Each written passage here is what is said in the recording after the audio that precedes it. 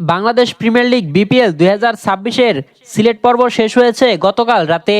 ঢাকা ক্যাপিটালসের বিপক্ষে রাজশাহী ওয়ারিয়র্সের গুরুত্বপূর্ণ জয়ের মধ্য দিয়ে টুর্নামেন্টের প্লে অফের সমীকরণ অনেকটাই স্পষ্ট হয়েছে।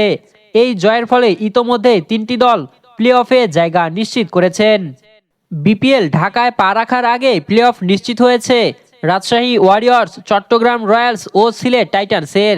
পয়েন্ট টেবিলে এই তিন দল রয়েছে শীর্ষ তিনে।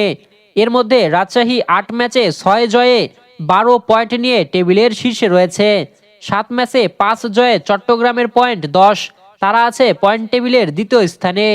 অন্যদিকে ৯ ম্যাচে ৫ জয় নিয়ে সিলেট আছে তালিকার ৩-এ, তাদের পয়েন্ট ১০।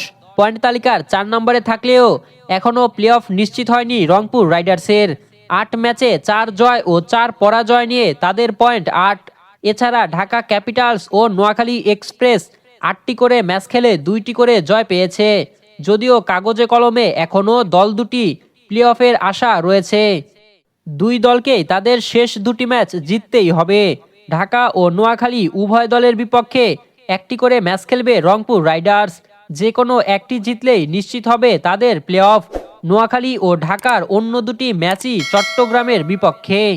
বিপিএল এর লিগ পর্বে আর বেশি ম্যাচ বাকি নেই। ১৫, ১৬ ও ১৭ জানুয়ারি মোট ৬টি ম্যাচ আছে রাউন্ড রবিন লিগের।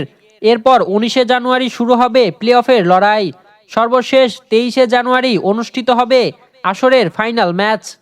আপনার কি মনে হয় বিপিএল এর এবারের আসরে চ্যাম্পিয়ন হবে কোন দল? জানাবেন কমেন্টে।